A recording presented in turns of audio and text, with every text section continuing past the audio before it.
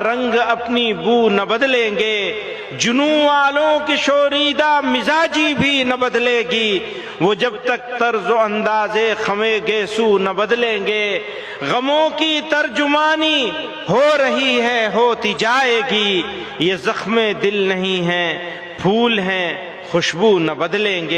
السلام علیکم دوستو، جمعیت علماء ہند کے صدر مولانا محمود اسد مدنی نے کشن گنج کے لاہرہ چوک پر ہزاروں کے مجمع سے خطاب کرتے ہوئے مسلمانوں سے ایک بہت بڑی اپیل کی ہے، جسے ہمیں سننا اور دیکھنا بے حد ضروری ہے۔ ان کا یہ بیان ذات پات اور مذہب کی بنیاد پر جو تفریق کی جا رہی ہے تو یہ ملک کے ساتھ سب سے بڑی غداری ہوگی۔ اگر مذہبی معاملات میں مداخلت کی گئی تو ہم سرکار سے آئین کے حد میں آخری دم تک لڑیں گے۔ مولانا محمود مدنی نے ہمارے ملک کے تمام مدعوں پر بہت ہی بے باکی کے ساتھ اپنی بات رکھی ہے اور ایک طرح سے حکومت کو للکارا ہے۔ آخر ایسا کیا کچھ بیان دیا ہے کہ جس کی چاروں طرف تعریف ہو رہی ہے اور سب مل کر مولانا محمود مدنی کی تعریف کر رہے ہیں۔ مولانا محمود مدنی نے یقیناً جو باتیں کہی ہے وہ بالکل درست ہے اور اسی طرح کا بیان ہونا چاہیے۔ ناظرین، آئیے اب مولانا محمود مدنی صاحب کی زبانی سن لیتے ہیں۔ بزرگوں اور دوستوں، کسی بھی مہذب سماج کے لیے عدل و انصاف سب سے بڑا معیار ہے۔ عدل و انصاف کے بغیر بڑی سے بڑی ریاست، بڑے سے بڑا ملک میں امن و امان کا قیام اور جرائم سے پاک معاشرے کی تشکیل انصاف کے بغیر ممکن نہیں۔ لیکن افسوس کے ساتھ کہنا پڑ رہا ہے کہ گزشتہ کچھ عرصے سے بالخصوص بابری مسجد، طلاق ثلاثہ جیسے بہت سے مسائل پر فیصلوں کے بعد یہ تأثر عام ہو رہا ہے کہ عدالتیں ریاستوں کے دباؤ میں کام کر رہی ہیں۔ اقلیتوں کے آئینی حقوق اور دستور کے بعد بنیادی اصولوں کی تشریح کی ایسی مثالیں سامنے آئی ہیں جنہوں نے عدالتوں کے کردار پر سوالیہ نشان لگا دیا ہے۔ مختلف عدالتوں نے مسلم پرسنل لا سے متعلق مسائل کو لے کر جو فیصلے دیے ہیں ان سے ایسا محسوس ہوتا ہے کہ ان عدالت تشریح کے بجائے قانون وضع کرنے کی کوشش کی ہے۔ موجودہ وقت میں پلیسز آف ورشپ ایکٹ 1991 اس کو نظر انداز کرتے ہوئے گیان واپی متھرا کے مقدمات کو قابل سماعت قرار دینے کا فیصلہ بہت واضح طور پر قابل ذکر ہے۔ اب تو وہاں بھی پہنچ گئے، ہمارے بیچ میں عبد الواحد چشتی صاحب، انگارہ شاہ صاحب موجود ہیں اجمیر شریف سے۔ سوال ملک کا ہے۔ یہ ملک انصاف کے ساتھ، برابری کے ساتھ، برابر کے حقوق کے ساتھ، اقلیتوں اور اکثریت کی تفریق کے بغیر ملک باقی رہے گا تو باقی رہے گا۔ ملک کی ترقی ہوگی، خوشحالی ہوگی، سڑکیں بنائی جائیں، ایئرپورٹ بنائے جائیں، ٹرینیں چلائی جائیں، ترقی کے جو کام دنیا میں ہیں جن کا تعلق میٹیریل سے ہے وہ ضرور کیا جائے، لیکن جس کا تعلق انسانوں سے ہے اگر وہ نظر انداز ہو جائے گا تو یاد رکھنا یہ ملک کبھی ترقی نہیں کر سکے گا۔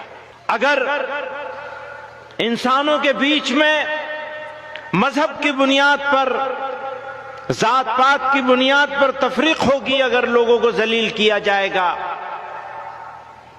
تو یہ اس سے بڑی ملک کے ساتھ دشمنی اور غداری کچھ نہیں ہو سکتے۔ یہ جو وقت ہے نا، یہ بدلتا ہے، ایک جیسا نہیں رہتا۔ آج اگر رات ہے، اندھیرا ہے تو ہمیشہ نہیں رہے گا۔ صبح تو ہوگی ضرور۔ صبح تو ضرور ہوگی، ہمارا یقین ہے، اس لیے گھبرانے کی، مایوس ہونے کی قطعاً ضرورت نہیں ہے۔ میں اوقاف کے اوپر یہ کہنا چاہتا ہوں، وقف ایک دینی معاملہ ہے۔ مسلمان آخرت کی ثواب کی غرض سے اپنی جائیداد وقف کرتے ہیں۔ یاد رکھیے، یہ اوقاف کسی بادشاہ یا کسی حکومت کی ملکیت نہیں، یہ 100% مسلمانوں کی وقف کردہ جائیدادیں ہیں۔ ہمارے ملک میں وقف جائیدادوں کی کثرت اس بات پر دلالت کرتی ہے کہ دین اسلام نے انسانوں کی خیر خواہی اور فلاح و بہبود پر کس قدر زور دیا ہے۔ مسلمانوں نے کس فراخ دلی کے ساتھ اللہ کی رضا اور صدقہ جاریہ کے لیے اپنی جائیدادیں وقف کی ہیں۔ یہ وقف ہمارے بزرگوں کی وراثت ہے۔ آج اسے ہم اس طرح ضائع ہوتے نہیں دیکھ سکتے۔ ہم دہائیوں سے اس کے خرد برد ہونے، اس پر ناجائز قبضہ اور تسلط ہونے کی شکایت کرتے رہے ہیں۔ جمعیت علماء ہند نے حکومتوں سے بارہا مطالبہ کیا ہے۔ بزرگوں اور دوستو، یہ جو پروپیگنڈا کیا جا رہا ہے نا کہ جہاں پہ انگلی رکھ دیں گے وہ ہو جائے گی، یہ جھوٹا پروپیگنڈا ہے۔ اپنی ہی جائیدادیں ان کے اپنے وزیر نے اسی مرتبہ کے سیشن میں یہ بات کہی ہے کہ اتنی جائیدادیں اوقاف کی جو ہیں وہ لوگوں نے قبضے کر رکھے۔ اگر ہاتھ رکھنے سے وہ جائیداد مل جاتی ہوتی تو خود اوقاف کی جائیدادوں پر اتنے سارے لوگوں کے قبضے کیسے ہوتے؟ وہ جو میں نے شعر پڑھا تھا نا کہ شرارت خود کرے ہے اور ہمیں تہمت لگا دے ہے، وہ تو بھائی قبضے تم نے کروا رکھے ہیں۔ اور وقف بورڈ بنتا کیسے؟ حکومتیں بناتی ہیں۔ ہم کہتے ہیں مسلمانوں کے ہاتھ میں ہونا چاہیے وقف بورڈ کا بنایا جانا۔ آپ نے جو موجودہ قانون ہے اس کے حساب سے آپ نے ان جائیدادوں کا انتظام کرنے کے لیے جو صوبائی اوقاف بنائے ہیں جتنے، اور سینٹرل وقف کونسل بھی، وہ سب حکومتیں بناتی، حکومتوں کے بنائے ہوئے اوقاف کے ساتھ۔ اور اتنی جائیدادیں آپ کو وزیر مان رہا ہے کہ اتنی جائیدادوں پہ قبضہ ہے۔ میرے بھائیوں بزرگوں، مسلمان کو کیا کرنا چاہیے؟ مشکل حالات میں مسلمانوں کا عمل اور رد عمل وہ کیا ہونا چاہیے؟ تو میں عرض کرنا چاہتا ہوں، صبر، حکمت اور دانش مندی کا آئینہ دار ہونا چاہیے۔ اگر صبر کے ساتھ، حکمت کے ساتھ اور دانش مندی کے ساتھ سوچ سمجھ کر فیصلے نہیں کیے گئے تو جو ہمارا مخالف جو چاہتا ہے ہمارے ہاتھ سے وہ کام کروانے میں کامیاب ہو جائے گا۔ وقت کا تقاضا ہے کہ مسلمان اپنی بصیرت اور دور اندیشی کا مظاہرہ کریں، مثبت اور متوازن اقدامات کے ذریعے معاشرتی تعمیر و ترقی میں اپنا کردار مزید مضبوط کریں، تعلیم کے فروغ، معاشی خود کفالت، سماجی بہبود پر خصوصی توجہ مرکوز کرتے ہوئے ہمیں اپنی کمیونٹی کو اس قابل بنانا ہے کہ ہر چیلنج کا سامنا حکمت اور استقامت سے کیا جا سکے۔ ستم کتنا ہی رخ بدلے، وفا کی خون نہ بدلیں گے، وہ ترکش اپنا خالی کر دیں ہم پہلو نہ بدلیں گے۔ پانی باغباں کا گر نہ بدلے گا، چمن والے بھی اپنا رنگ اپنی بو نہ بدلیں گے۔ جنوں والوں کی شوریدہ مزاجی بھی نہ بدلے گی، وہ جب تک طرز و انداز خمے گیسو نہ بدلیں گے۔ غموں کی ترجمانی ہو رہی ہے، ہوتی جائے گی، یہ زخم دل نہیں ہیں، پھول ہیں، خوشبو نہ بدلیں گے۔ تیرا بخشا ہوا سرمایہ غم اتنا پیارا ہے کہ جام جم سے بھی ہم ایک بوند آنسو، کہ جام جم سے بھی ہم ایک بوند آنسو نہ بدلیں گے۔ میرے دوستو، مزاج دعوتی بنانا ہے، پروردگار عالم نے ہم کو اس سرزمین پر پیدا کیا اور ہمارے لیے یہ انعام ہے اس کا کرم ہے، اس کی مہربانی ہے کہ اس نے اس سرزمین پر ہم کو پیدا کیا۔ ہو سکتا ہے ہم کسی ایسی سرزمین پہ پیدا ہوتے جہاں سب ایک طرح کے لوگ ہوتے، ہمارے جیسے لوگ ہوتے۔ اللہ تعالی نے ہم کو اس مختلف خیال، مختلف عقائد کے سرزمین پر پیدا فرمایا اور ہمارے لیے اس سرزمین کو میدان عمل بنا دیا۔ یہ افسوس اور دکھ کی نہیں بلکہ خوشی، مسرت اور شکر گزاری کا موقع ہے۔ ہمیں یہاں موقع ملا ہے اللہ اور اس کے رسول صلی اللہ علیہ وسلم کی اطاعت کے ذریعے اسلام کی حقانیت اور اسلام کی دعوت پہنچانے کا۔ ضرورت اس بات کی ہے کہ مزاج دعوتی ہو، عداوتی نہ ہو۔ آج دیکھنے میں یہ آیا ہے کہ کچھ لوگ، کچھ جماعتیں، کچھ تنظیمیں اور ہمارے برادران وطن میں بھی تھوڑے پولیٹیکل فائدے کے لیے لوگ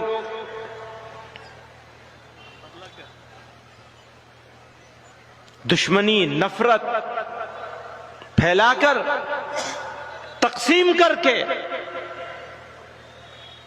لوگوں کو بانٹ رہے ہیں، بانٹنے کا کام کر رہے ہیں۔ مجھے بتایا جائے کہ اگر اس ملک میں بسنے والے لوگ بٹیں گے، بانٹے جائیں گے تو ملک کے ساتھ دوستی ہوگی یا دشمنی ہوگی؟ اس سے بڑی غداری کچھ ہو نہیں سکتی کہ ایک طبقے کو الگ کر دیا جائے، الگ تھلگ کر دیا جائے، محروم کرنے کی کوشش کری جائے، ذلیل اور رسوا کیا جائے۔ میرے بھائیوں، وقت کا تقاضا ہے کہ میں اپنی بات ختم کر لوں۔ ایک آخری بات کہہ کر کے اپنی بات ختم کر لوں گا۔ قرآن کریم میں اللہ تعالیٰ نے ارشاد فرمایا فَاصْبِرْ كَمَا صَبَرَ أُولُو الْعَزْمِ مِنَ الرُّسُلِ۔ سورہ احزاب میں اللہ تعالیٰ ارشاد فرماتے ہیں کہ صبر کرو جیسا کہ اولو العزم رسولوں نے صبر و استقامت سے کام لیا، اور خدا پر بھروسہ کرو۔ اسی طرح سورہ احزاب ہی میں، وہ سورہ احقاف میں تھا، یہ سورہ احزاب میں ہے وَدَعْ أَذَاهُمْ وَتَوَكَّلْ عَلَى اللَّهِ، اور ان کی ایذا رسانی کو نظر انداز کرو۔ ہاں تکلیف ہم کو ہوگی، تکلیف پہ ہم آواز بھی اٹھائیں گے، لیکن فیصلہ پروردگار کے ہاتھ میں رہے گا۔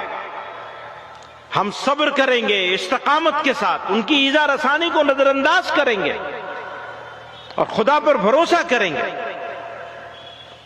جب ہمارا مزاج اگر دعوتی ہو جائے تو قرآن کریم نے ارشاد فرمایا ادعو الی سبیل ربک بالحکمت والموعظۃ الحسنۃ وجادلہم باللتی ہی احسن، اپنے رب کے راستے کی طرف حکمت اور اچھی نصیحت کے ساتھ بلاؤ، اور ان سے اس طریقے سے بحث کرو جو سب سے اچھا ہو، سب سے بہتر ہو۔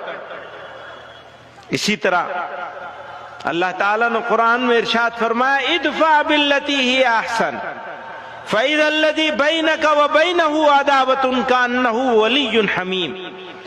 برائی کو بھلائی کے ساتھ، یاد رکھیے برائی سے دور نہیں ہو سکتی۔ قرآن میں اللہ کہہ رہے ہیں برائی کو بھلائی کے ساتھ دور کرو، تو تمہارے اور جس شخص کے درمیان دشمنی ہوگی وہ اس وقت ایسے ہو جائے گا جیسے وہ گہرا دوست ہو۔